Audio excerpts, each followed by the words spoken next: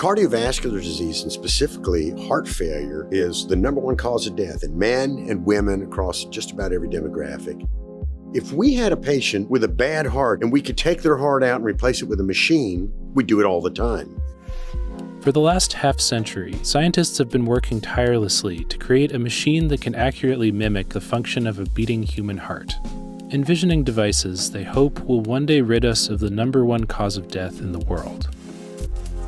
Every technology goes through a sigmoidal adoption curve. 5% of people are doing it, then 10, then 15, then suddenly it saturates and goes vertical. And only now in the last decade or so have we had the technology to make devices that potentially could last a decade or more.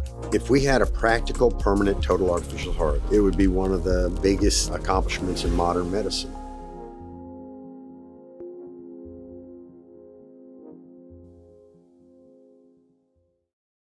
When it comes to heart failure, there's currently only one gold standard of treatment, replacing the failing heart with a healthy donor. And while there are nearly 6,000 heart transplants done annually, there are about 1 million requests for donor hearts each year, 600,000 of which are in the US alone. So the main limitation to heart transplantation is having a donor heart that we can place in a patient who's destined to die from heart failure. Dr. William Cohn is a heart surgeon at the Texas Heart Institute and an innovator in artificial heart technology.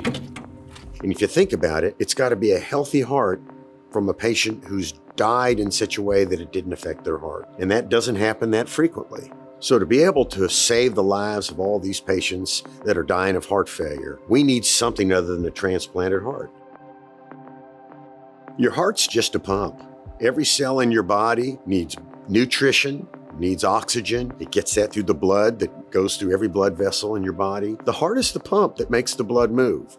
So a heart is a very, very simple device by some metrics, but incredibly complex by others. So a lot of scientists looked at the heart function and tried to mimic it.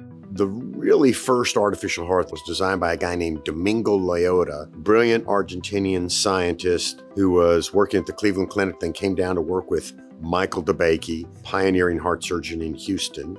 And they developed a device that DeBakey had implanted in 7 cows, the longest one about 12 hours. While DeBakey was in Washington, D.C. asking for additional funding, his then partner, Denton Cooley, implanted it in a desperately ill human patient, Haskell Karp. April 4th, 1969. That was the world's first clinical use of a total artificial heart. The possibility has now been established as a reality. The fact that Mr. Karp has regained organ function in terms of cerebral function and kidney function indicates that its mechanical heart is a feasibility. Unfortunately, the valves that they'd put in this version of the heart were breaking up the blood. The broken up blood was causing the kidneys to fail. And after 64 hours on the device, they did an emergency transplant. And tragically, 36 hours later, died of an infection. But it showed us that that type of thing was possible. The heart had bladders that filled and emptied with compressed air that drove the blood forward. One-way valves made it so that when the bladders collapsed, blood poured into the device. When the bladders filled, it went out through the great vessels. Based on that technology, that device continued to evolve and evolved into what we now have, the SynCardia device, which is the world's first approved device, just like the one implanted in 1969, but much better membranes, much better valves, much better material and manufacturing techniques. Now, we've just heard that the Carmat device has been approved for commercial sale in Europe, and that's great. That's a step forward, but it's still approved for temporary use. SynCardia and Carmat are the only approved artificial hearts in the world right now, but they're currently approved only as bridge-to-transplant devices, temporary hearts that work to keep patients alive until a real donor heart becomes available.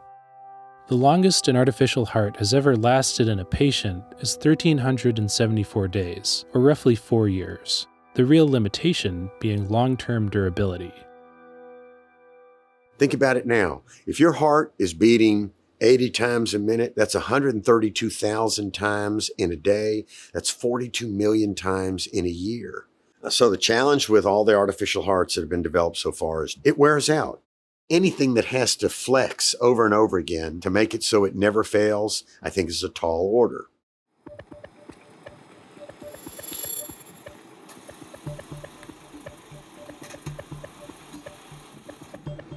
The durability factor has led other groups to rethink their approach to how an artificial heart mimics our own.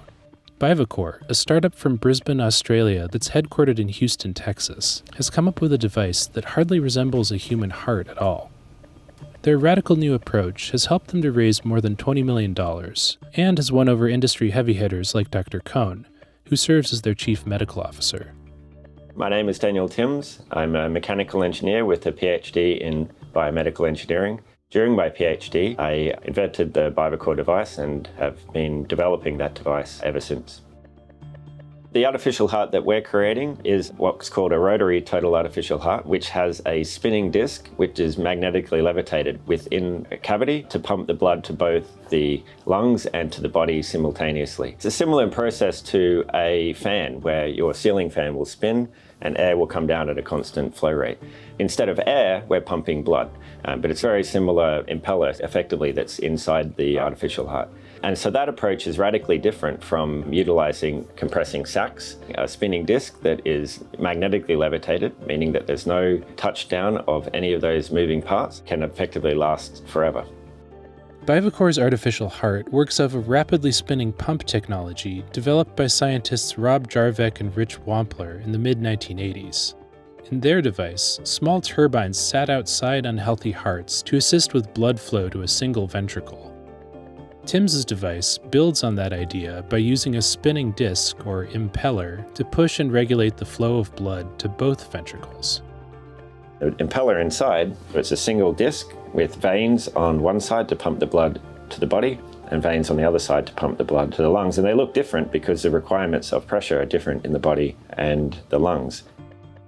The magnetic levitation system interfaces with two ring-shaped magnets. That magnetic bearing detects this rotor, and if the rotor moves further away, coils will energize to bring it closer. And if it gets too close, they'll de-energize, and it'll do that 2,000 times a second to read the position and then keep the disc levitated well away from the casing, therefore eliminating any of the mechanical wear.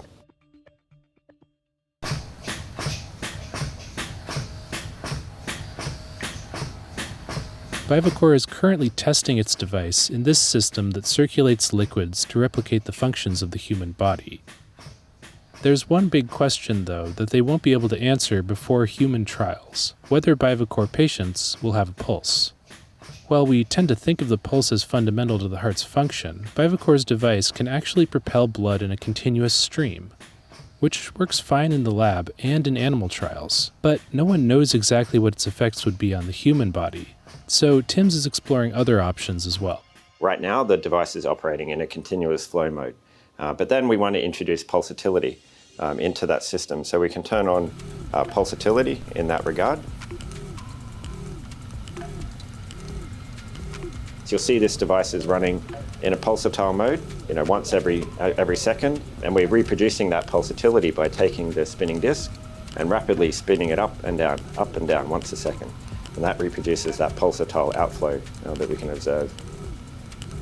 What we then have the ability for this device to do is even change that beat rate, or alternatively the patient is exercising and there might be a higher beat rate required there, and this is at 90 beats per minute now. Resting and sleeping, and so that pulse rate will be lower. Eventually, Bivacor intends for these changes in heart rate to be automatic, based on blood pressure changes that occur when a patient moves from one type of physical activity to another.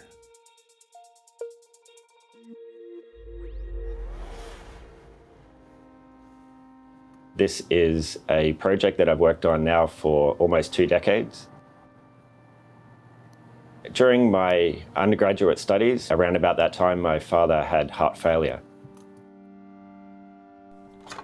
In the early days, the whole goal was to try to make something a little naively to help his failing circulation. We decided that we'd do some of the work in our garage or in our home. My father was a plumber, so he was very adept with circulation systems. So what we decided to do was, make a prototype of this device. So this is one of the very first prototype iterations of the Bivacor device. So you'll see here, we have an ability to put in different horseshoe magnets. On this side is where the motor can fit inside. But then of course we look inside the pump and we can see one of the very first impeller designs that was actually made by my dad. He machined this on a mini lathe right next to the TV, so he could work on the mini lathe while watching TV. Although we are now creating a device, and obviously not in time for him, there's many other people out with heart failure, and not only does it touch the patient with the heart failure, but their immediate family, which is something that my mum and myself have been dealing with now for now 15 years since that time. So that really catalyzed the motivation and the passion really to get this into those patients that need it. Bivacor is currently working with the FDA, undergoing durability and animal studies. They're also poised for their first human implant to take place in 2022. Meanwhile, France-based Carmat received approval from the EU at the end of 2020 and has started manufacturing its hearts for commercial sale. Hopes are high that Carmat's heart will prove longer lasting than earlier artificial hearts, and the company intends for its product to eventually become a permanent replacement, not just a stopgap. As promising as these technologies are, one big remaining downside is the briefcase-sized power packs that have to stay permanently connected to the hearts through the patient's skin. Advancements like extending battery life and replacing cable drive lines with wireless charging technology would have to be realized before an artificial heart patient's freedom is truly on par with a healthy transplant recipient. You could argue that we're still in this low phase. We haven't gone vertical yet because there are 4,000 or 5,000 pumps implanted a year, but 400,000 people dying of heart failure. It's a whole bunch of technical forces that are converging on having an artificial heart that lasts a long time, that doesn't have a wire through the skin. And then maybe heart failure won't be the #1 cause of death in the world.